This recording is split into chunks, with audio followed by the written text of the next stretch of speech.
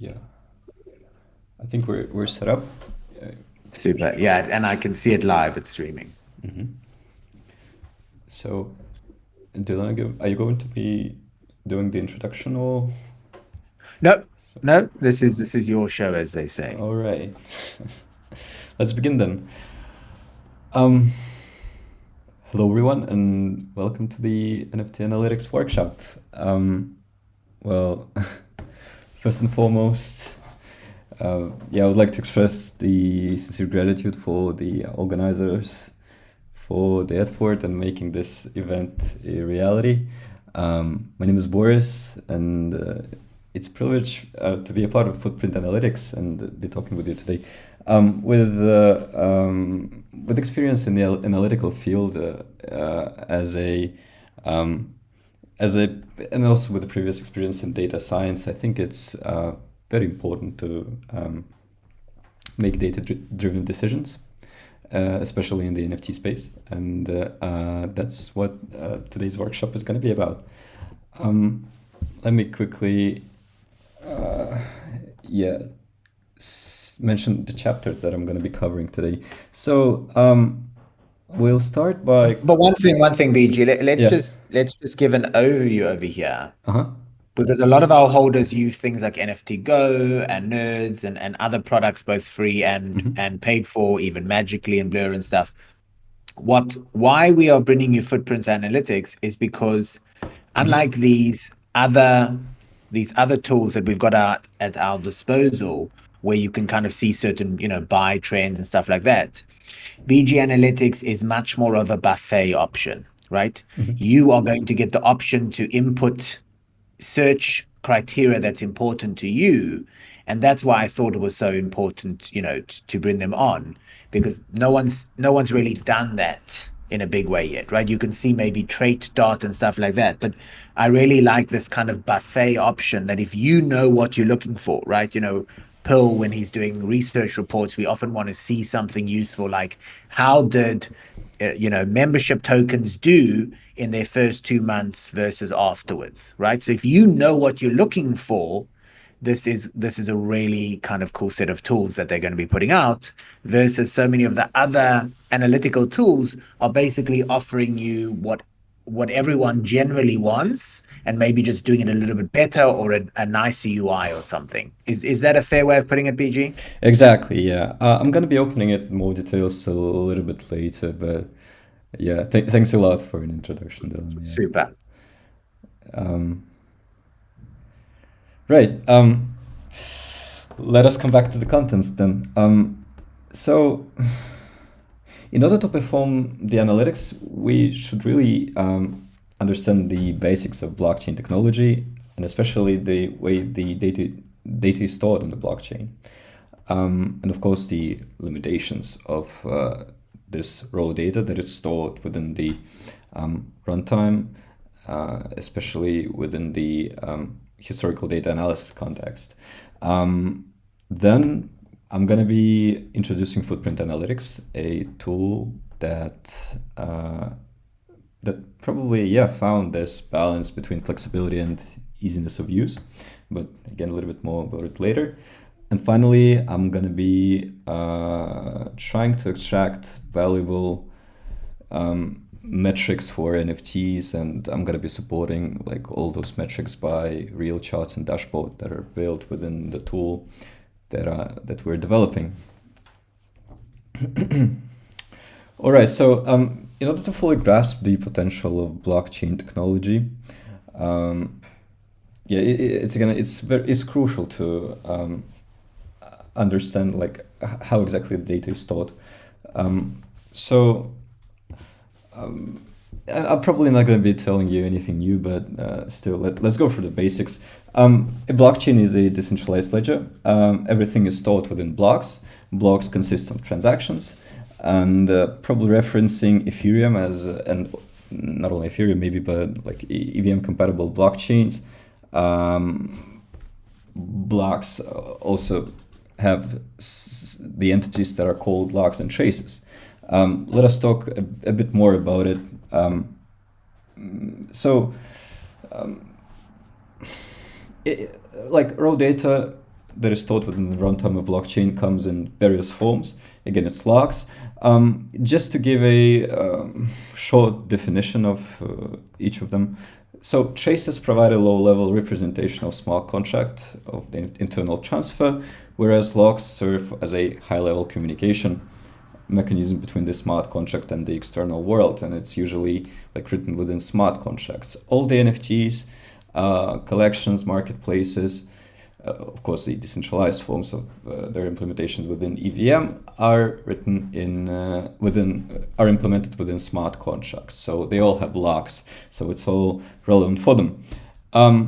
Just to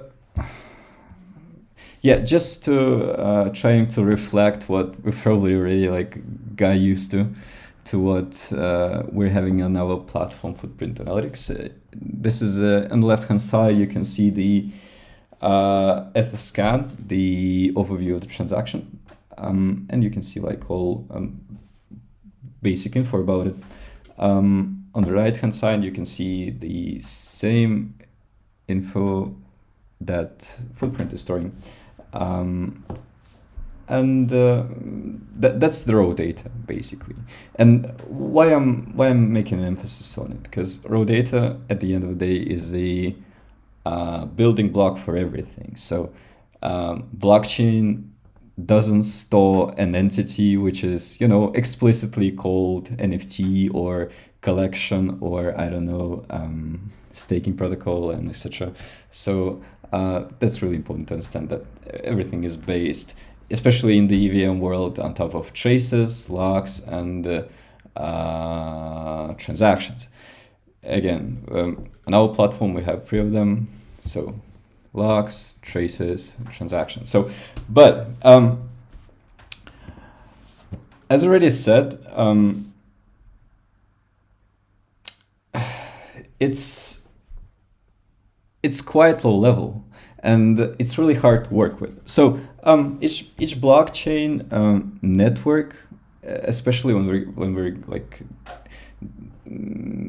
we're mentioning the non-EVM blockchains, has a unique set of features, data structures, and implementations. For instance, the same EVM blockchains has here C721 standard for NFTs, whereas Polkadot has completely like different standards.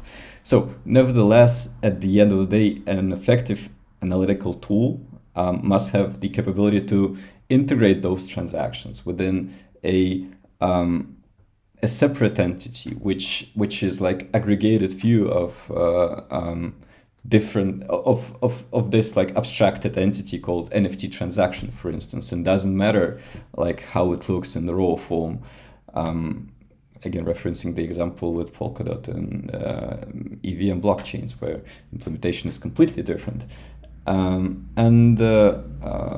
This can come in different ways, but this like significantly simplifying the analysis capabilities, and this is what we're having within our ETL process.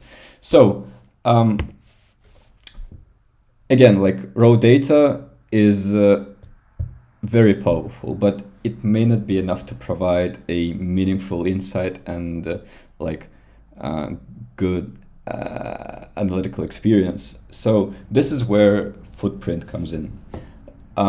In the following section, I'm going to be introducing what we're building. I'm going to be talking about the data model, the advanced features that we're having. I'm going to be talking about like coverage of chains and other other important things to mention about us. So that's actually like one pager. We're really aiming to strike a balance between flexibility and simplicity, making it like a very good solution for an analytical space. So there are many, again, as Dylan already previously mentioned, many solutions that are like having beautiful interfaces, but they're limited to like certain like more or less common scenarios, and a little bit limited in flexibility. Whereas on the other side, there are like very, very popular and flexible, complex analytical systems, but usually they're coming with a quite a high level of quite high barrier of entrance for analysts. So in most cases, it's like SQL based. So there is a technical prerequisite in the form of the SQL. More frequently, the advanced knowledge of SQL, which may be a limitation for some people. So we're at Footprint are having a zero code query constructor, which is an abstraction of SQL. And this page shows it. So Footprint offers a drag and drop interface, and it's easy to use. It has an option to build the complex queries, like the building blocks, like you would probably have done it in SQL, but without coding again. And yeah, the provided image demonstrates the contrast between creating a chart of past 30 days volume on OpenSea with Footprint on the right-hand side, and doing it with other SQL-based tools. So you can do in a minute the thing that is done, the thing that could be done in the zero code interface. So it's much simpler than writing like tens or maybe hundreds of lines of code.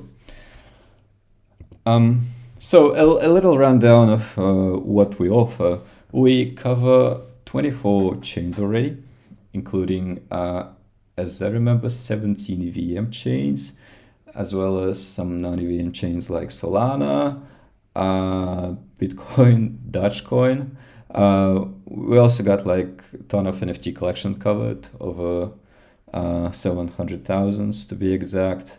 Yeah, and we also keep track of a lot of GameFi and DeFi protocols. So I think it's very important to mention our data model that we're having. So our data architecture is based on medallion data architecture introduced by a company, Databricks, and it structures raw blockchain data into three layers: bronze, silver, and gold. So let me actually rephrase it. The bronze level stores raw data directly, like referencing what I've been saying previously. Those could relate to like transactions, logs, traces in case of EVM, in case of different blockchains, different primitives. And they are stored within this like bronze layer level. Yeah, and it's there.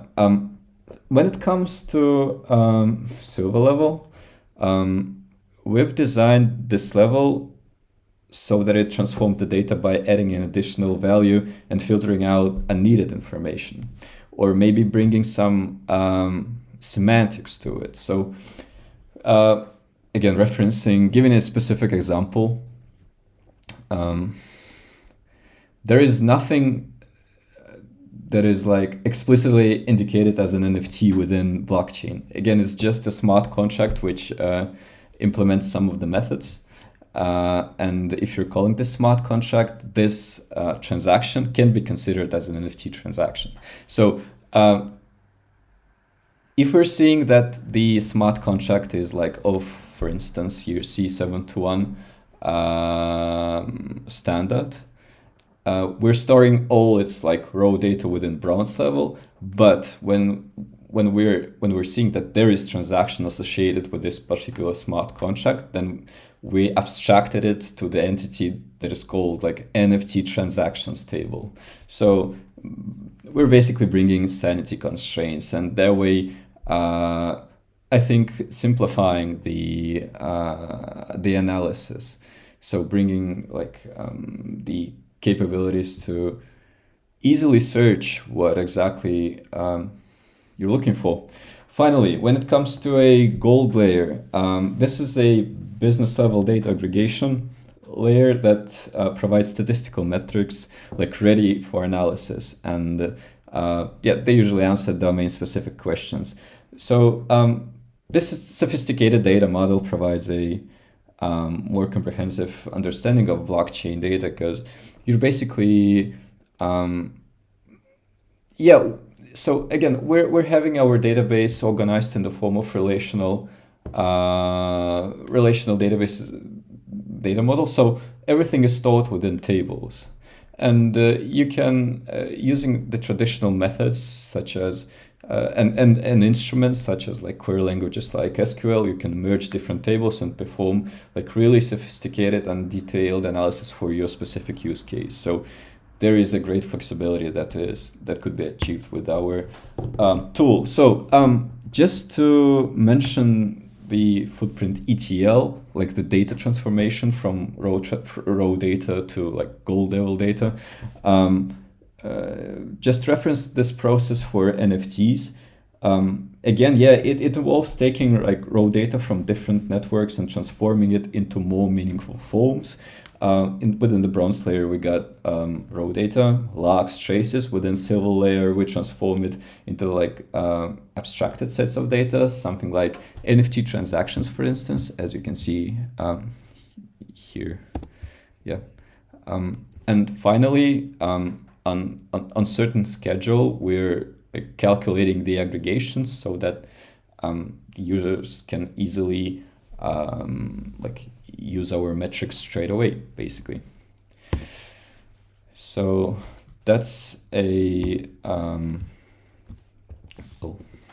that's about our NFT ETL process. Finally, probably maybe there are any questions for the previous two parts just before I move to the next one. Maybe there are things to answer.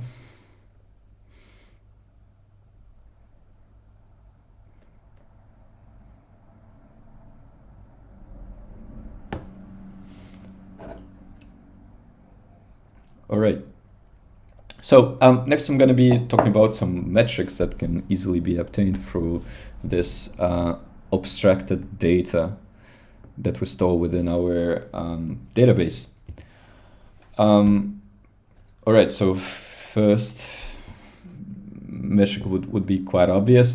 Analyzing the trading volume by collection or marketplace is a common practice for determining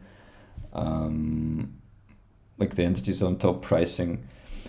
Trading volumes are often used as indicator of liquidity and can be a key factor of determining market trends or price movements. So yeah, again, the higher the trading volume, the greater the potential for an asset, and the greater it's for the asset's market cap in increase. The second metric that is very important to think about during the data analysis are users' transactions. So user transactions metrics provide insights into the health of the NFT collections. For instance, if a collection has more sellers than buyers, it may result in decrease in the collection's value. Tracking the frequency of NFT sales within a given time frame is crucial for identifying a wash trading activities where an NFT is bought and sold multiple times in a short period, artificially inflating the value. And moving to wash trading, we got a lot of metrics and a lot of analysis capabilities within our tool, and we build a lot of charts and dashboards that are helping to identify the wash trading. Just to mention, we've recently released a very interesting article in collaboration with CoinMarketCap about wash trading. So really encourage you to read it. I'm probably going to be dropping a link after the session. Just recently released this cool article. And just to mention some of the NFT collections. So terraforms from math castles, mebeats are more prone to wash trading than others, including blue chip collections like Autodeed and Bored Ape Yacht Club. It's worth noting that um, that again, it's wash trading could be quite a subjective parameter. So if you got your own criterias for the wash trading activities, you can like develop them by yourself, but you can also use our implementations of like identification of those wash trading activities. So that's up to you. So I'm gonna be give the specific examples of the specific use cases and metrics that could be obtained via our platform. So here you can see like just 6 of them are mentioned, and I'm probably going to be opening them one by one. You know, just something on wash trading, because people bring a lot. It's like wash trading has become another term to mean grifter in a way, right? Because like everything's a grifter. The fact is, traditional stock markets, forex, and commodities also have huge amounts of wash trading. It just happens to be done by the big brokerage houses, so we can't really verify if it's them wash trading or anything else. The beauty of the blockchain is we can see everyone's wash trading. The fact that we can see people wash trading and can pull up that data, in my mind, takes away the problem of wash trading, right? Because I'm able to then decide, okay, I'm seeing too much wash trading, I don't want to be involved. Yeah, but only if you got the good analytical tool that is able that is helping you to do Exactly, it. exactly. In other words, as long as we can see the data, that's a good thing. And so I'm much more excited because, as I say, when I traded commodities, we all knew everyone was wash trading, but we couldn't see where they were wash trading, right? Whereas here you can. I can see what Franklin and Matthew are doing in Bored Ape. And then I can say, you know what, I'm not into this, man. It's above my pay grade. I will skip on that one. Yeah. Okay, Da- so show us how we can check. Data is flowing in blockchain. There is no like quarterly report in blockchain. You can always like get it Exactly. in real Exactly. time. People forget that people like Warren Buffett used to be given a grace period to report only 4 months later. The Oh fuck yeah, is up with that shit, man? I exactly. mean, So yeah, analytics are a great use case for blockchains. That's what we're really believing. All right, so let me start with a simple chart, which is giving a value share by marketplace. So a pro tip. By the way, here's our platform. It is a web app.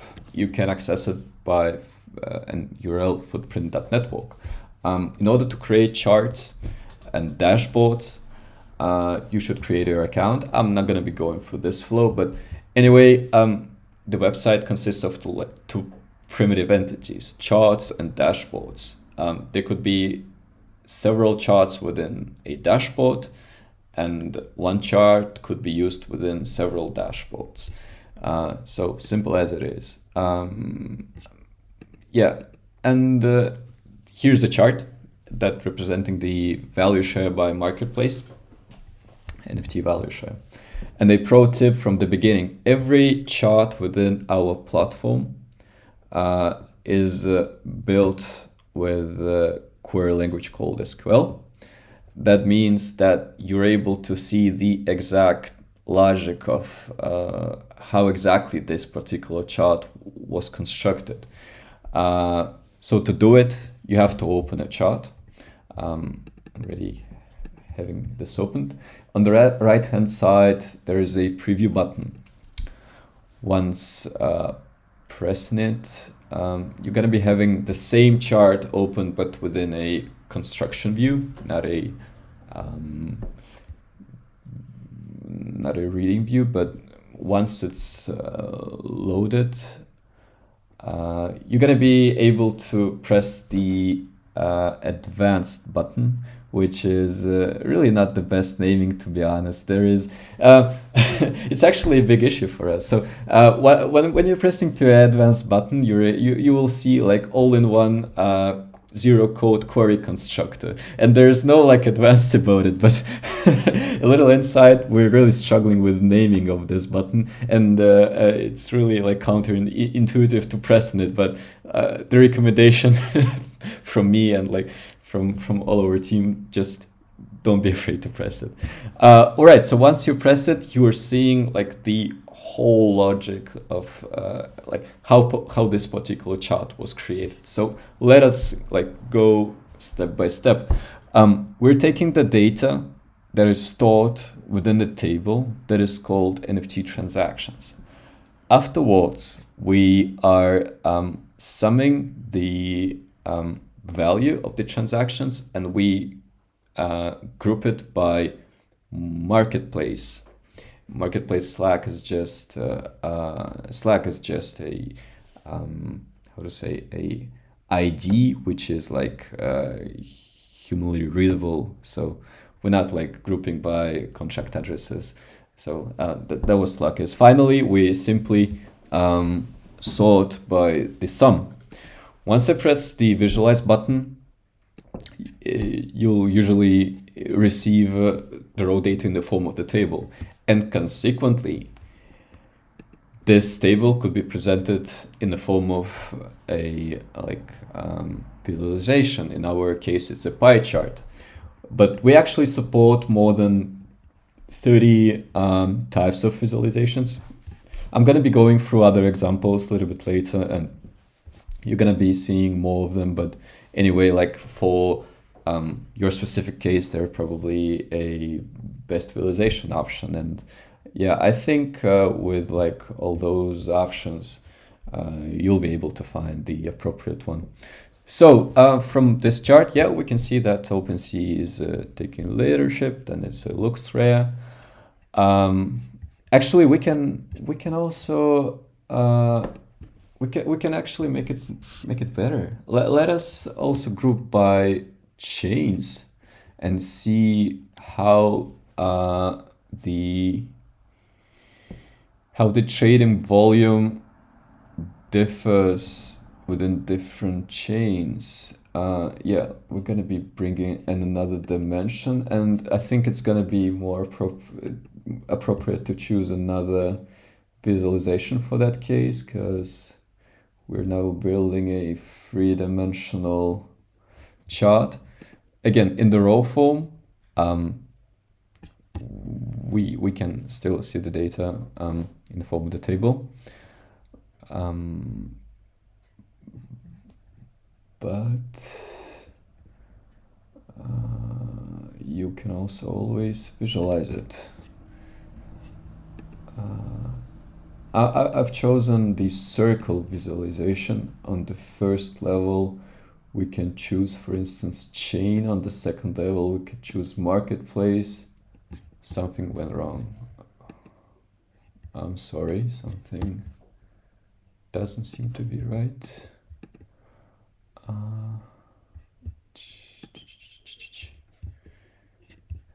All right, let's try once again.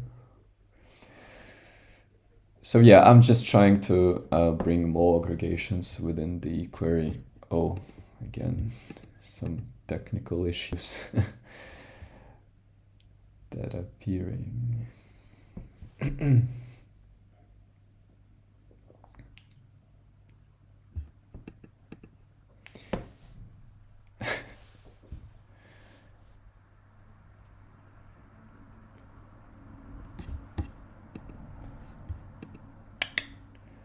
Seems like my query is breaking our database somehow.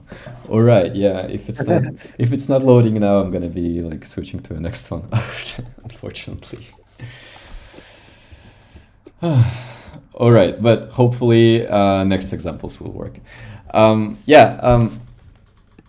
Let us try to take a look at this second example, which I've just built recently. If you're a user in FT Go, you've probably seen this chart before, where where you see the combined market cap and volume within the same graph. And you can do the same with footprint. Just again, you're able to preview the like the logic of how this chart was constructed. I'm fetching the data from NFT collections daily stats table. This table is from Gold Layer. I'm filtering the data so that I'm only taking the NFT collections from Ethereum blockchain. I'm also filtering the rows by date, so only previous 3 months rows are taken. Finally, I summarizing the market cap and the volume, and I group everything by day. So after again, I got everything in the form of the table, but I can select an appropriate visualization. In my form, it's a combo chart, which is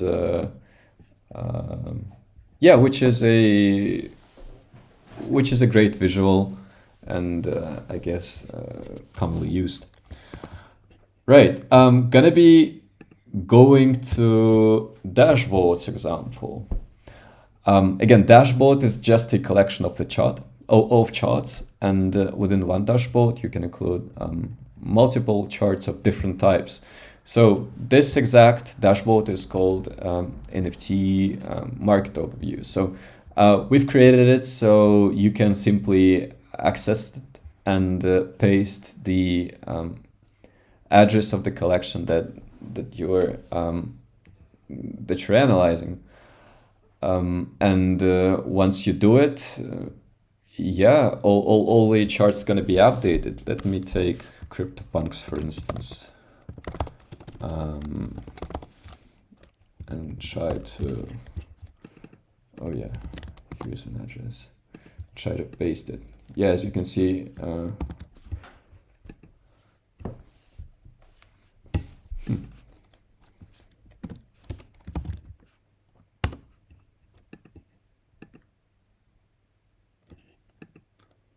I'm not sure that the data is really actually updating.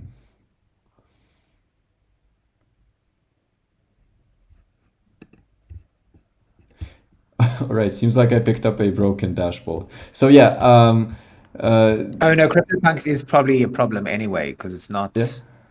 Yeah, don't do CryptoPunks. CryptoPunks screws everyone up because it's not an ERC 20 or an 1155.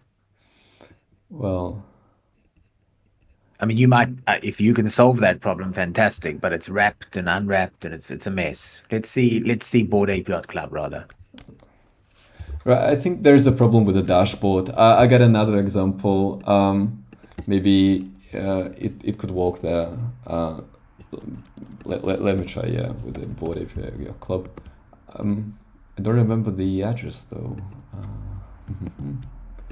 Let me try it with the CryptoPunks first. The tail, I'll give you the. Hold on.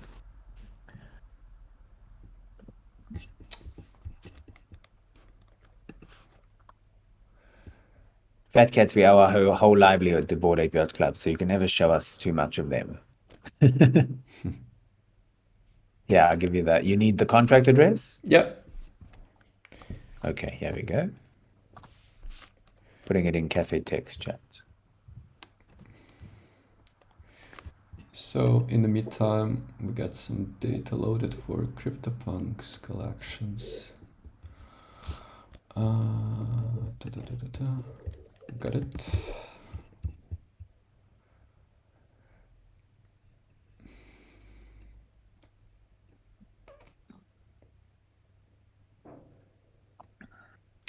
So yeah, basically, yeah, the initial design that was put to our web app is the creation of those generic dashboards where you simply insert the any parameters that you want to be filtering the charts by, and that could be anything again, like collection address, date filter, and much more.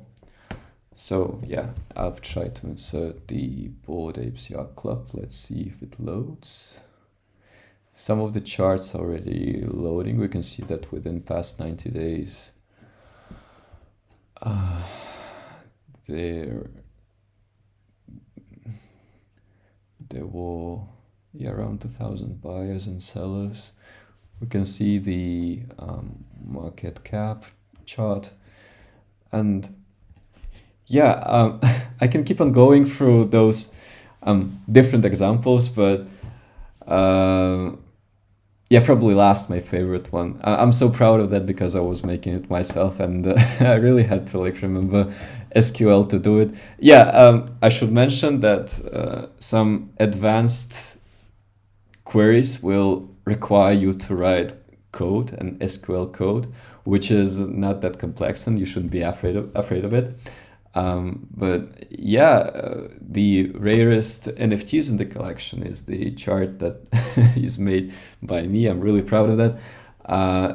It's doing what it's supposed to do. So it's finding the rare collections, and I know that there are dedicated products that are um, like that has a primary goal to list those rare NFTs. And again, you can do everything within a single platform, within our platform footprint. Again, you're not limited by anything. You can check all the charts and dashboards that we're having, and the best way to do it is by simply using our search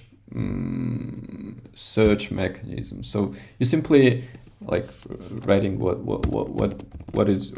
you're interested in, and you can, for instance, if you're looking for some good generic dashboards to make analysis for NFT collections, you simply paste NFT collections, then you select dashboards, you choose any dashboard.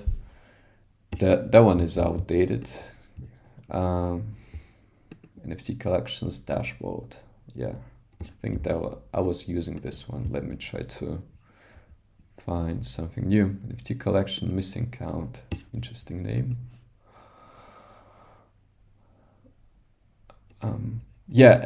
Again, you will see a set of charts, and for every chart, you can check its creation logic. For instance, this chart was built with a native SQL language, and you can simply copy paste it, modify it, and do whatever you want with it. So really encourage you to use our search bar on top. We're also usually doing the dashboard contest. For every workshop we're making the dashboard contents, and using the metrics our future listeners will learn about. We're gonna be doing a contest that will require to build a dashboard with at least 5 metrics that I've just shown. And if you're uploading some social metrics or any off-chain data to compare with on-chain data, we're going to be giving some bonus points for it. So be sure to sign up for Footprint via this link. You can also scan the QR code to access it faster. And that's going to be all from my side. If there are any questions or suggestions, please don't hesitate to ask. Awesome. Let's open up to some questions. Gentlemen, anything? I mean, I'm not writing code. Any of you writing code? I'm not writing code, but you've got a lot of presets, so that's helpful. Yeah. I don't really have a question, but maybe a suggestion for this workshop, because I found the last part of the workshop be more interesting. So it would have preferred to see more action on how to use the dashboard and see the visual, or how to create new ones, more than explanation about the raw data. And I mean, I'm not saying that is not important data, so that for sure should be included in a brochure, not a brochure, like a handbook on how to use footprint. But I don't know if for the presentation of the tool, if it's the best way to go about it, because it gets a bit heavy, and I think that many people have difficulty to follow, mostly because it's very text heavy, and when you look at that on the screen, you cannot really read much text. So I don't know, maybe you should focus more your attention on the building dashboard and graph, the second part of the presentation. That's just my opinion, but I think that might be useful. Yeah, certainly. Thanks a lot, Pearl.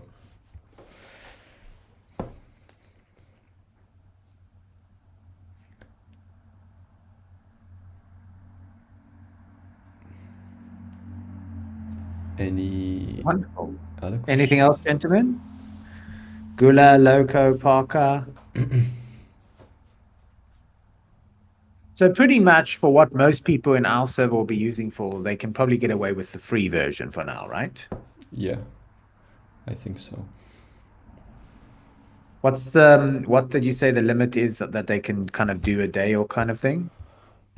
I'm not sure that there is a daily limit. Let me quickly pull up the pricing page. And also, how quickly are you pulling data? Like, is this better for historical, or is this can also be used for trading, or what? Depending on the chain, I wouldn't say that it would be applicable for high frequency trading.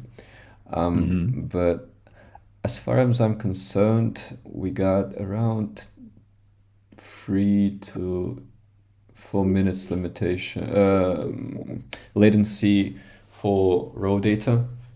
So same logs transactions, and yeah, around 30 minutes for silver layer tables. But again, that differs from one chain to another. Yeah, so it is applicable for the historic analysis, but I wouldn't say that for high trading yet. All right, yeah, regarding the paying tiers,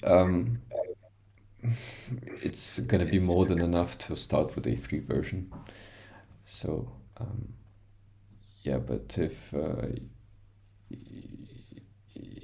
you're requiring more, then there's always paid plans available.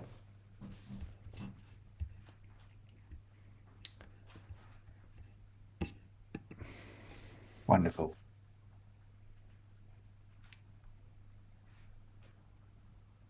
Good. Okay, well, thank you so much for coming and presenting to us today. And do again, BG, please get me that video when you've got it up on YouTube so we can post it in our classes. Anyone who's not able to be on voice but wants to ask anything, you want to type now in Cafe Text Chat. Otherwise, we're going to call this to a close and then just open up to our normal Cafe Chat for the rest of the evening. But I think you've been pretty explanatory. Also, BG's now in the server, so if you're testing it out and you have a question, you see something, please tag him, or tag me or Pearl, and we'll get that question to him. Wonderful. Thank you so much, BG, for joining us today. Thanks and a lot. yeah, and if you do some other cool personalized coding, let us know, because I'm not. I know it's not so hard. I've got a twin brother who's like, a coder for a living, but no. Awesome. Okay, well, thank you again. Thanks a lot, Dylan. Thanks a lot, everyone. All right, Mr. Parker, what's going on here with Blur? And I don't know. I feel like this is. I mean, everything else is up to date, including the S&P. Yeah.